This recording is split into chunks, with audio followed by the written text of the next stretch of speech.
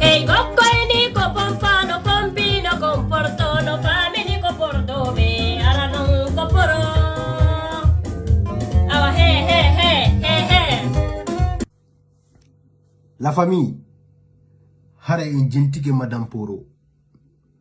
Madame Poro wo hino jabade Madame Porto.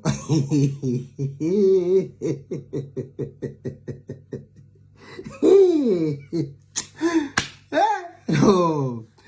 Alima, d'ailleurs si même quoi en fait.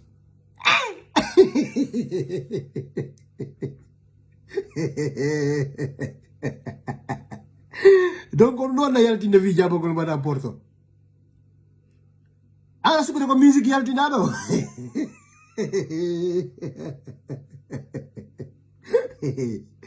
La ilaha illallah wa rasulullah sallallahu alaihi wasallam.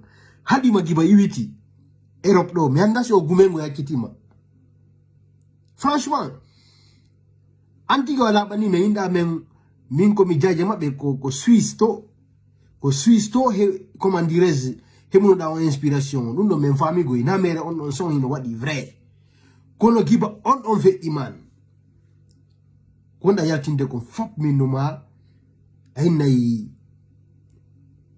ay popa telma ino hadi wala fiu sayno go do son fala yaltinande fi jabagol Madame Porto.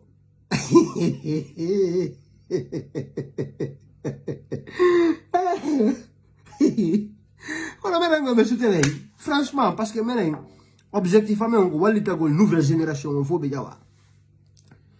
Quand objectivement, on va une femme.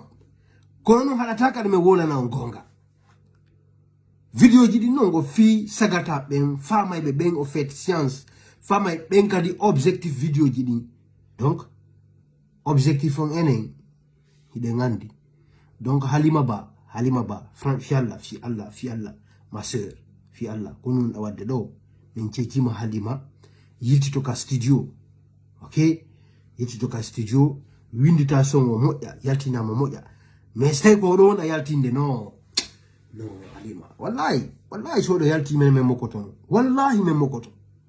Wallahi. Un mi halante très clair, avant ya yalti songo. À bon entendeur, salut la famille.